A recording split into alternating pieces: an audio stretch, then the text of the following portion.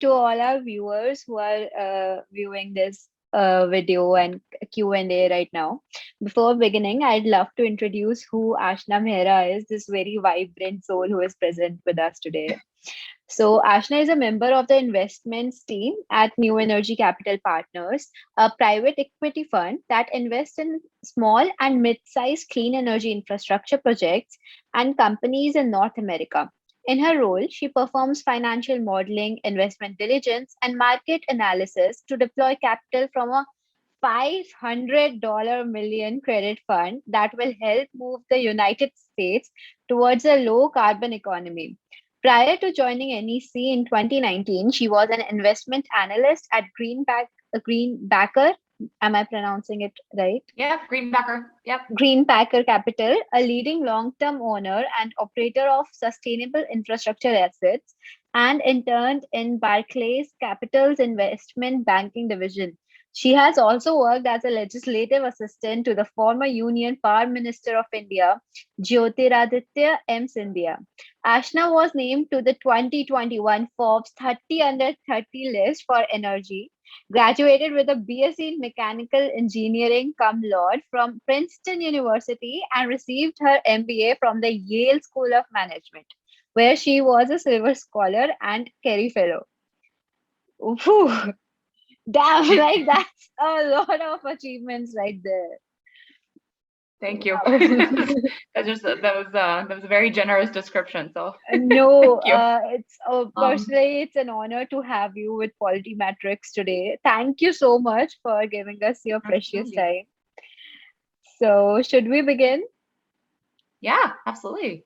Okay, so basically, we'd love to have a conversation about how climate change helps. Sorry, how your company and your work helps. Us to curb the problem of climate change. So, like, do you wish to say something about it? Like, would you Yeah, explain? absolutely. So, as you kind of mentioned in my description, I work at New Energy Capital, which is a private equity, which is to say an investment firm that invests in small and mid-sized clean infrastructure assets, around North America. And, using our fund, we're helping move the US and North America towards a low carbon economy. Now, what that means is, decarbonizing the grid, right?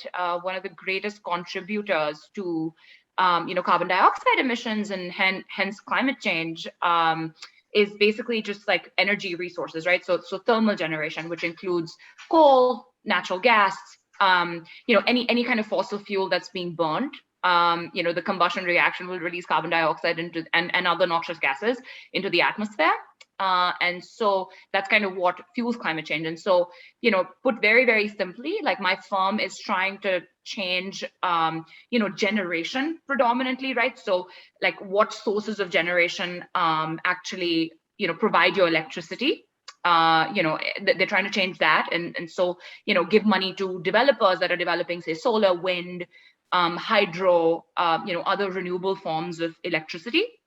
But then also on the other side, because our kind of mandate for investment covers all of sustainable infrastructure, it's not just on the generation side. It's also, all of the sort of ecosystem and infrastructure that enables more generation to come on to the grid is important, right? So just by way of an example, if the sun doesn't shine or the wind doesn't blow, renewable energy is problematic, right? I mean, you still need your electricity to be reliable and to be on 24/7, right? Like you can't have like sort of, if the sun isn't shining, there's no electricity coming in, like you don't want that situation. So in those kinds of situations with what is called intermittent generation, you need solutions for battery storage, or you need just other ancillary supporting infrastructure to enable more renewable generation on the grid.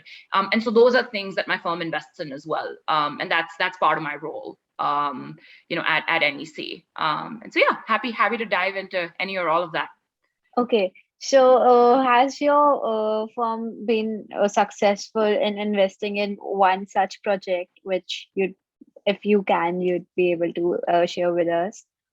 Yeah, absolutely. I mean, so the good news is my firm has been successful in investing in several such projects. In the hundreds of megawatts. Close to going close to a gigawatt. So, we've been in the market since, well, originally since 2004, but started investing more so in solar because the market moved in that direction. Sometime in like 2014, 15. And so since then, if people are at all familiar with developers and solar developers in the US, we've had people like at Hecate, Southern Current, GeneX, what other ones can I name? There's Cypress Creek Renewables, which was just acquired for 800 million by EQT.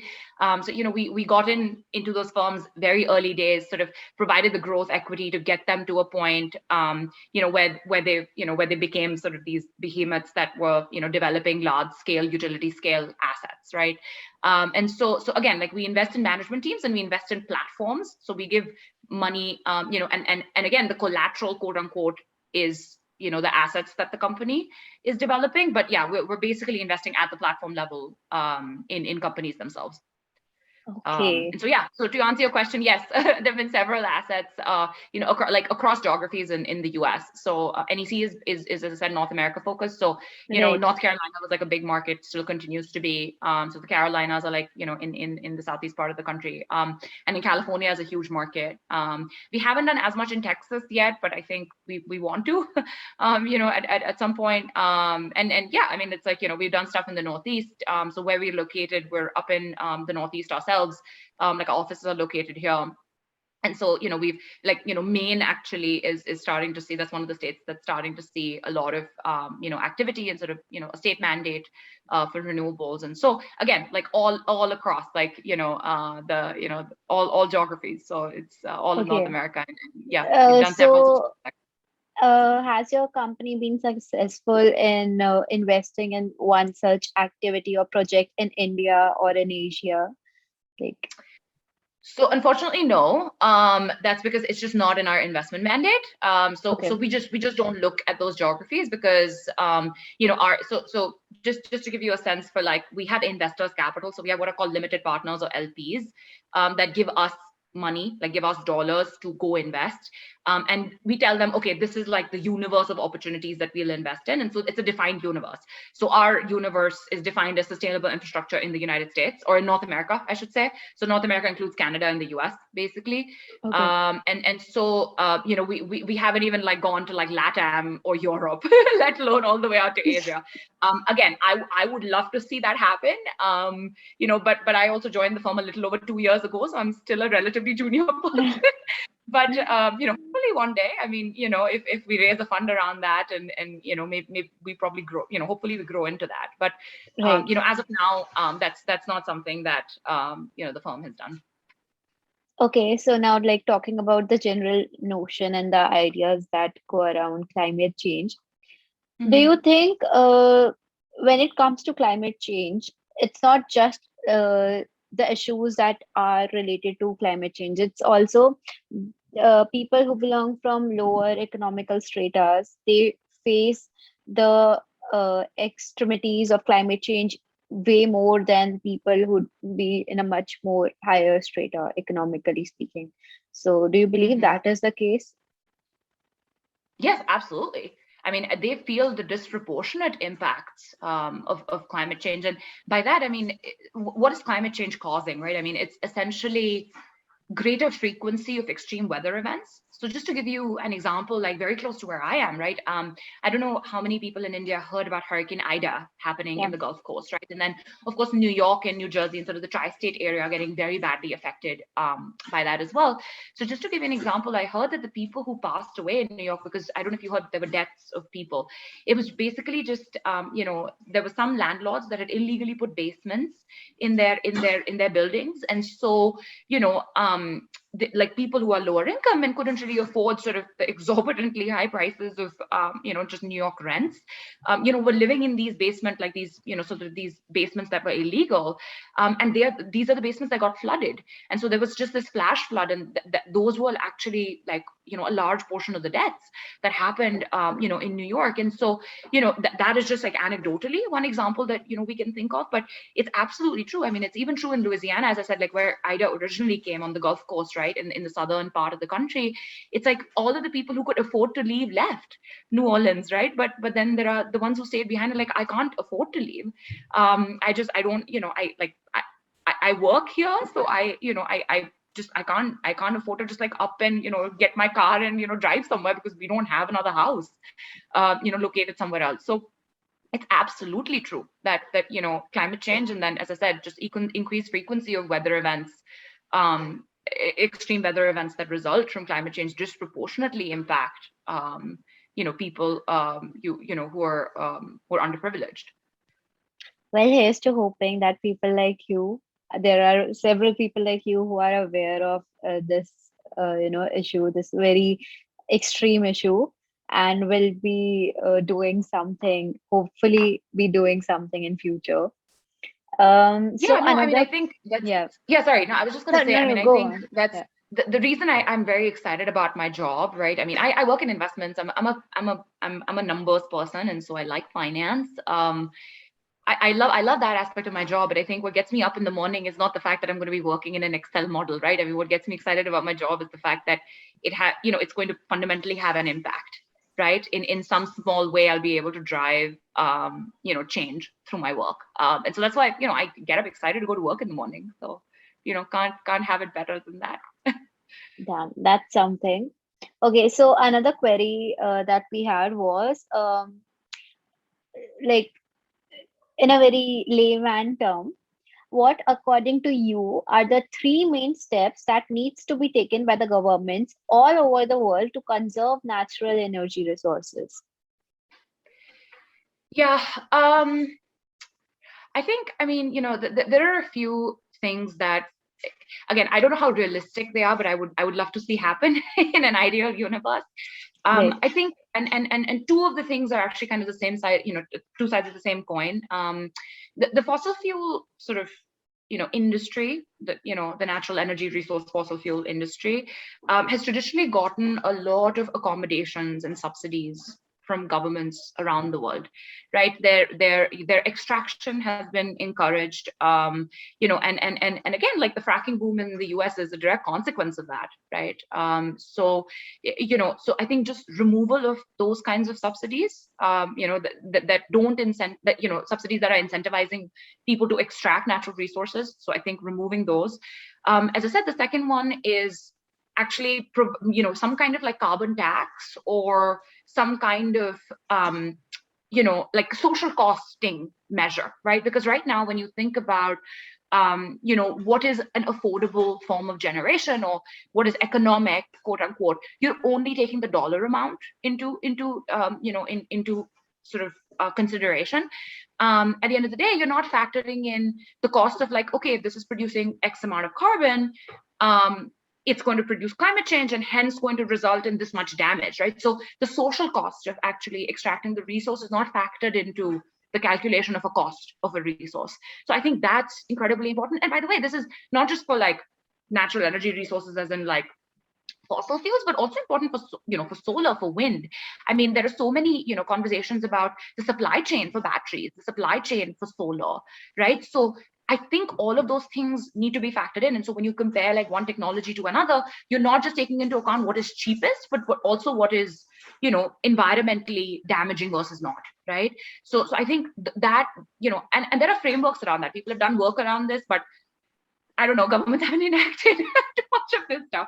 Um, I think, a third thing, and I think governments have gotten just like better about this. And so I don't think this is as relevant, but just consistent policy and sort of consistent messaging. I mean, just the depoliticization of something like climate change. I mean, particularly in the US, it's a little bit frustrating to sort of watch Democrats and Republicans kind of and I will say, I mean, a country like India does a great job of this. I mean, I don't think the Congress versus the BJP, I don't think they disagree that climate change exists. I think they all agree that it exists. I think they all agree that we need to decarbonize, right? Right. So and again, like they may have different views on how to get there, but at least there's not a fundamental, like climate change as a It's not a science is not good question anymore. anymore. Yeah. No, and it's, it is kind of frustrating to kind of listen to some of the talk around, Yeah. is this even real? Is this even a problem? Right. Um, So, okay, and sort of question. just like I'm Yeah. very So sorry to interrupting you there. Just a yeah, small instance.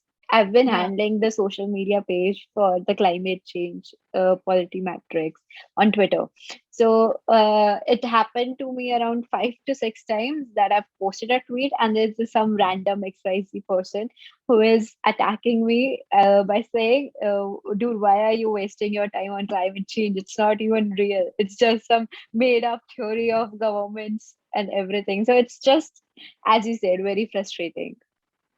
Yeah, and it's like, I mean, and that's and that as I'm saying, like that provides sort of very bad incentives, to politicians to kind of pick up on that, and then, if these politicians eventually become elected leaders, and then, and then, they think it's a hoax, and it's, and then you're kind of in a situation where there's, policy paralysis, right? Which is just really bad. I mean, I think we're already on like 2 degrees Celsius. I mean, we've Yeah. been on this path forever. I mean, I've like, so just to be perfectly candid, I mean, I've been working on sort of climate change issues. I won't say working on them, but like been interested in climate change issues, for a very long time. And so my mom's an environmental economist. And so, I've kind of been talking to her about like solar, wind, things of that nature, like since like the early 2000s, like since I was very young. So, um, like this stuff, like the Kyoto Protocol, all of this stuff has been around for ages, right? I mean, they've been talking about 2 degree temperature, sort of, preventing 2 degree change forever. And so we're like, again, like 20, 25 years out. And the fact that this is still being debated is just mind boggling to me. you know? And so, yeah, I mean, it's just like this issue just needs to be depoliticized. I think that's again, I don't know how governments do that or achieve that. um, but hopefully someday. Yeah. Here's to hoping. Okay, Yeah. another query was which do you think is a better approach to combat climate change? Focusing on new energy resources or trying to conserve the ones that still exist? Yeah. I mean, I think again, like they're kind of two sides of the same coin. So it's as I said, like when you think about economic costs and social costs, like look, electricity is electricity, right? There are electrons in a wire, right? That can come from anywhere. So you can either have thermal generation, so you can have like natural energy resources, so your natural gas, your oil that's in the ground, getting pulled out for increasing costs, right? Because all of the easily accessible resources have been tapped into. So, like as I said, like the fracking boom happened, the shale boom happened because they discovered a new and a cheap way to extract, natural energy resources from places that they had not been able to previously, right? So, that's kind of like one aspect of it. I think the other aspect of the coin is like, you know, you get like renewable energy resources to replace fossil fuel generation, right? So as I said, electrons are electrons, and so it can come either from fossil fuels or it can come from renewables. Now, again, as I mentioned, kind of right at the beginning, renewables also pose some problems to the grid, right? Because they're intermittent. So if the sun isn't shining or the wind isn't blowing, that's a problem. In my opinion, focusing on the problems that renewables create and then coming up with creative solutions to solve those problems is where people need to be focusing. I think Okay. it's like, and I think as a natural byproduct of that, you start conserving natural energy resources, right? Because if you start towards moving towards a renewables heavy grid and start trying to solve the problems of intermittency, whether that's through use of battery storage, whether that's through what's called demand response, peak shaving, there are all of these different sort of, they're just different schools of thought around, and maybe it's all of the above, right? Um, when you start doing that, like automatically, you're going to start conserving natural energy resources, right? Because it's like you just don't need to extract those anymore. And as I said, like you need to kind of do the economic costing aspect of it, but also the social costing aspect of it. And so those need to go hand in hand. Okay. Also, how do you think the rapid climate changes affect the world economy? Yeah, Considering that you work in that area specifically, like yeah, finance of it. yeah, absolutely. I mean, I think as I said, it's like what climate change is basically leading to is, as I said, increased frequency of extreme weather events. I think what it's also necessitating is that our infrastructure be resilient. By that I mean, particularly in coastal areas, where to prevent flooding, to prevent, like, I mean, I'm thinking, like, I mean, one of the biggest events that happened in our sort of lifetime was the tsunami, right? Which, and sort of having infrastructure to, and again, that was not because of climate change, as far as I can tell, that was like earthquakes. But my point being, because you're going to see this increased frequency of extreme weather events, you need to have infrastructure to prevent, sort of outsized impacts, particularly on low-income communities. And so, I think that just means increased government spending, right? That probably well, the government needs to get that money from somewhere, so it probably means increased taxation, or just other sources of revenue. They just need sources of revenue, right? So that's one kind of like direct impact that I can think, like fiscally, right?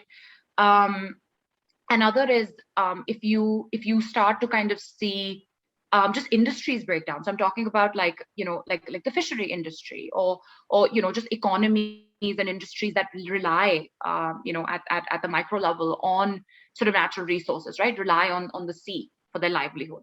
I mean, what happens to those industries, right? Like, what happens, to sort of this entire spectrum of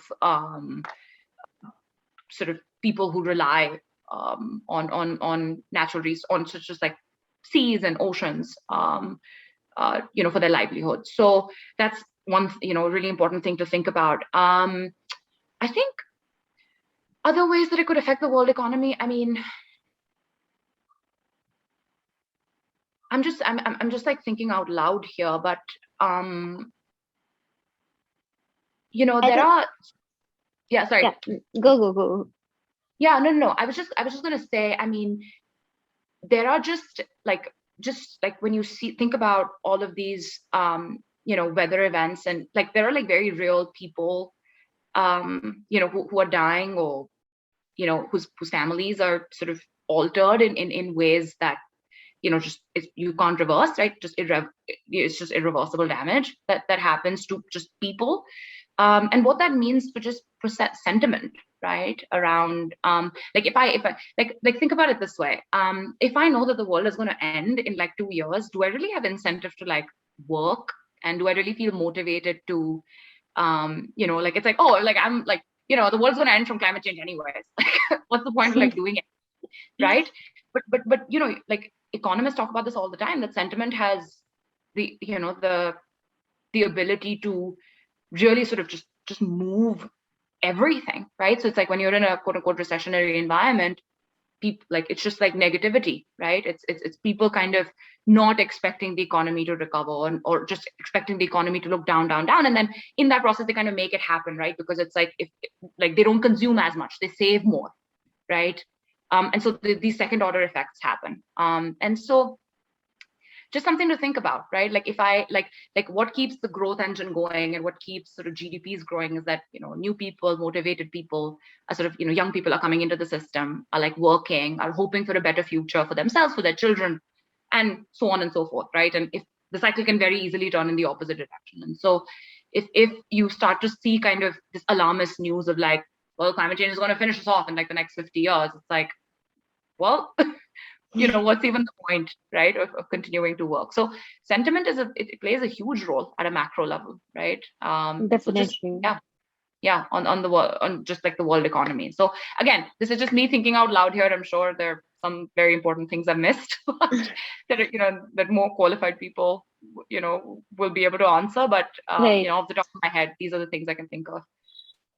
What I believe is that when it comes to, like, when it comes to climate change and world economy, for countries, it's like a race, for a race of, who is going to find like a better and a more sustainable new resources, which is not harming our earth as extremely as the sources which are being used today.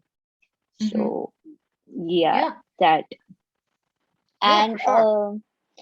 Last but not the least, what renewable energy is the best according to you?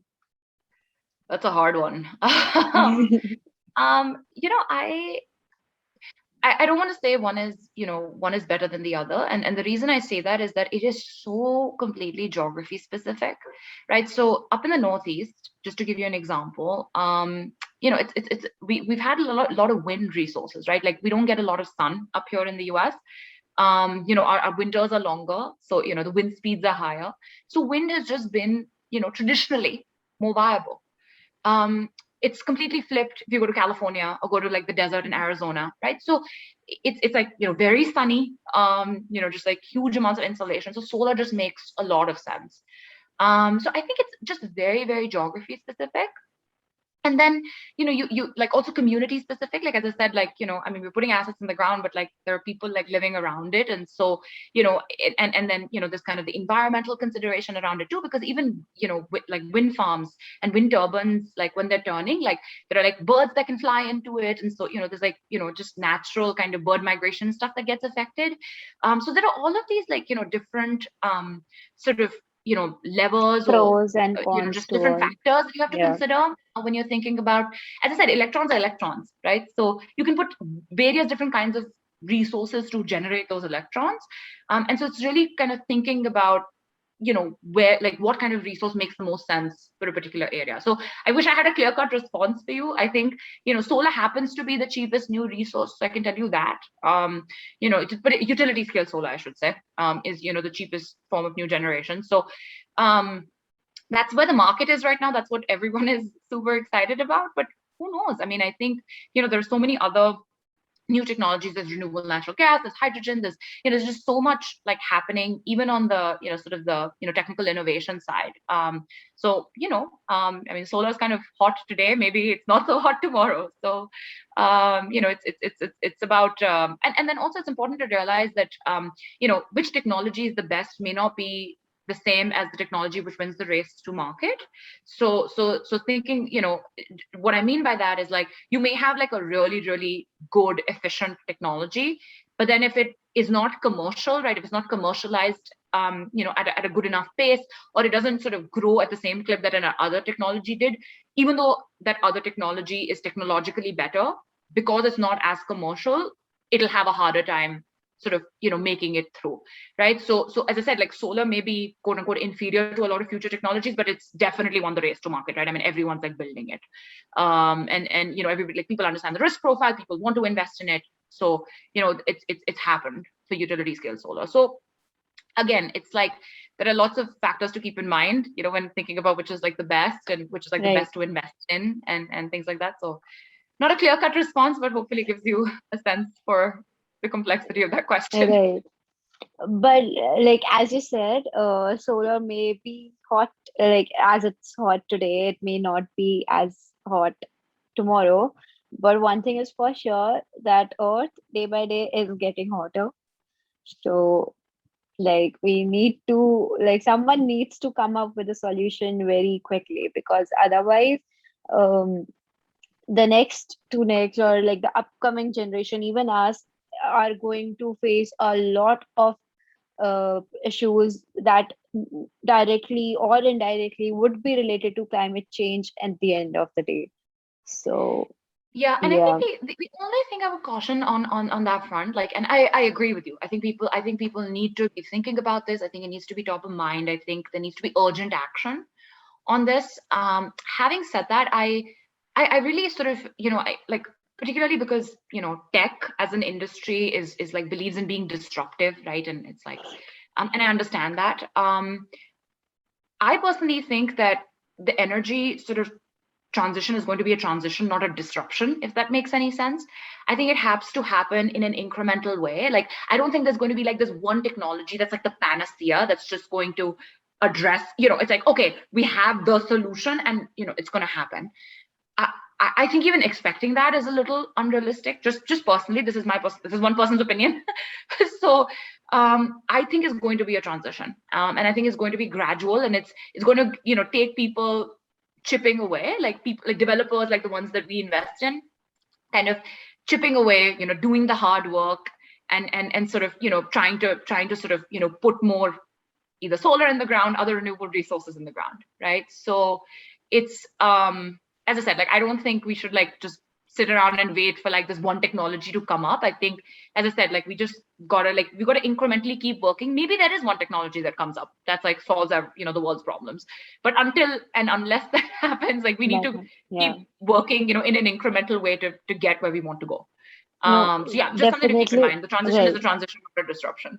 No, definitely. Like, I agree with that, that there would be a transition rather than, we get the solution and the next day everyone is waking up to these very Yeah. sustainable resources. But personally, I believe that the transition needs to be way quicker than, like, it does not, it's no longer the case that, we are sitting and we're thinking, oh, okay, like 10 years down the line, maybe we'll become a bit more, climate and environment conscious. But it needs to be, the transition needs to be at a very quicker pace than it No, was before. absolutely. And I think, part of that is also just realizing that, like, countries, historically, like, when you think about the Kyoto Protocol and climate change discussion, countries like India and China, and they're not wrong in saying this, but like, countries Mm. like India and China have always said, oh, like, because you historically, like, to Yeah, to countries like the US or in the West, because you historically caused the problem, you guys should pick up, the extra burden of right. cutting emissions, right? Which is not inaccurate.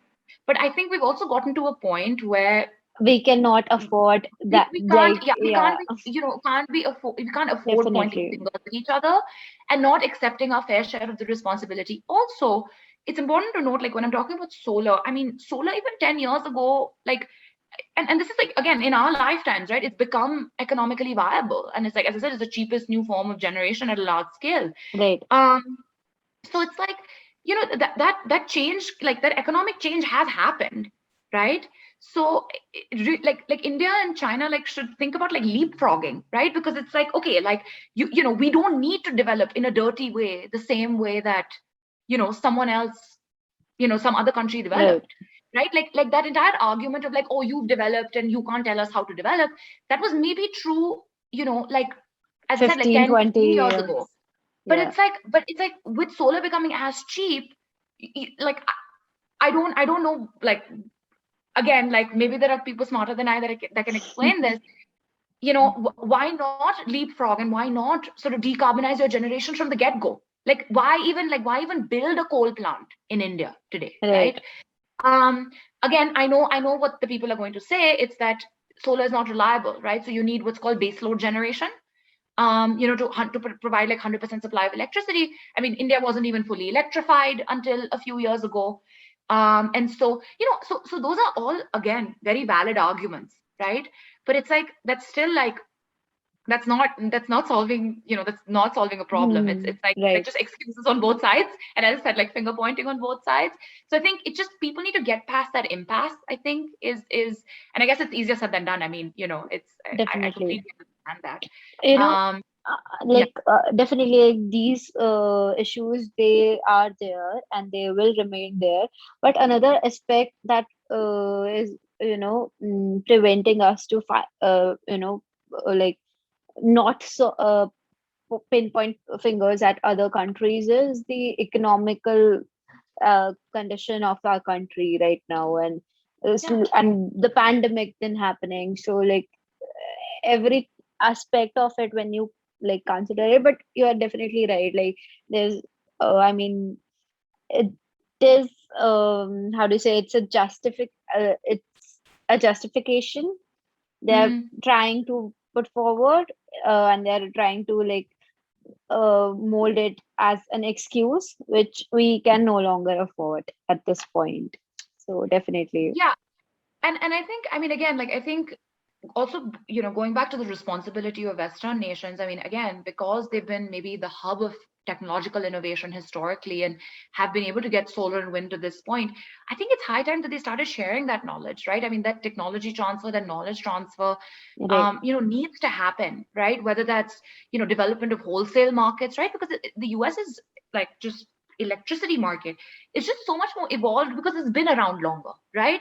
So it's like there's just more maturity in the market. And so if you can take all of that market knowledge and again, like nothing can be directly applied to like India. I'm not saying like pick it up and just like put it there, but just having those conversations and having that sort of sharing of knowledge and technology is so important to help India, like a country like India, leapfrog, Definitely.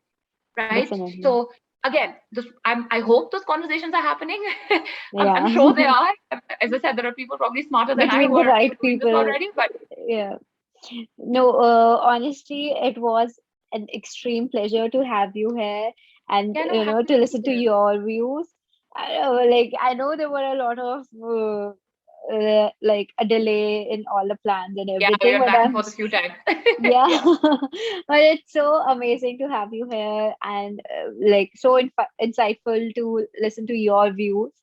So thank you Yeah, so much for absolutely. No, that. happy to be here. And I'm again like, if whoever listens to this, if they Yeah, ever want to like, if they're interested and want to reach out, I'm always happy to chat. And as I said, like I love my job and I love what I do. So, always happy to talk about it.